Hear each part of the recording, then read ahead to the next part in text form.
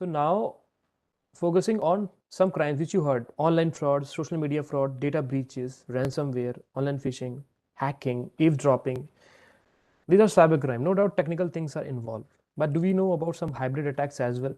Which is there? You can see internet based attacks, UAV based attacks, satellite controlled vehicle, जो satellite से control किए जाने वाले drone missiles, जो अक्सर आपने नोटिस किया, जो अभी कंट्रीज स्पेसिफिक वॉर्स हो रहे हैं वहाँ पे कंप्यूटर के माध्यम से, नेट के माध्यम से, मैं यहाँ बैठ करके, कोई व्यक्ति कहीं बैठ करके डीडोस अटैक कर सकता है, वेबसाइट डिफेस कर सकता है, वनरेबिलिटी के माध्यम से डेटा को डाउन करके कहीं डार्क वेब में डाल करके किसी बड़ी कंपनी का शेयर मार्केट खेल सकता है. So various things are there. कहने का माध्यम समझना यहाँ पे है कि when you talk about hybrid attacks and technologies, we do have various things: internet attacks, UAV, autonomous driving, AI/ML based used, ransomwares, robotics, 5G network. 5G का कल परसों हम देख रहे हैं, पिछले एक हफ्ते से 26 जनवरी के बाद से काफ़ी ज़्यादा चीज़ें रिवैम्प हुई हैं.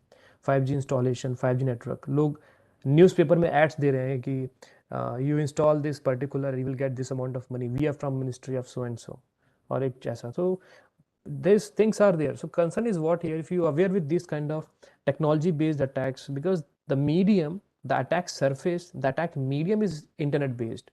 भले ही वो एक न्यूज़ आर्टिकल हो, बट कहीं ना कहीं इनके डेटा नेट पे कहीं ना कहीं या ई पेपर्स में कहीं ना कहीं या यूआरएल बेस्ड रहते हैं, और सारी चीज़ें हो सकती हैं.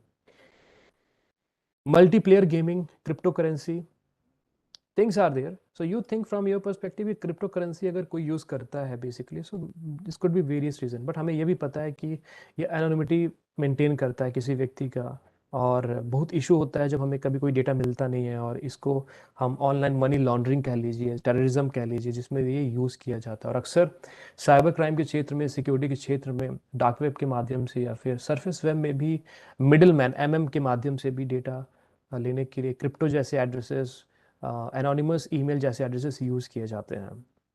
मूविंग अहेड, अटैक कहीं भी हो सकता है. It could be critical sectors. Critical sectors जो गवर्नमेंट के हैं, एजुकेशन. आप कहिए कि रिजल्ट डिक्लेयर होने वाला है यूपीएससी का, और यूपीएससी या सीबीएसई की वेबसाइट ही डाउन है, या हमें कोई सर्टिफिकेट डाउनलोड करना है, बर्थ सर्टिफिकेट, मैरिज, या कोई भी ऐसा बिजली का बिल है या कहीं का भी.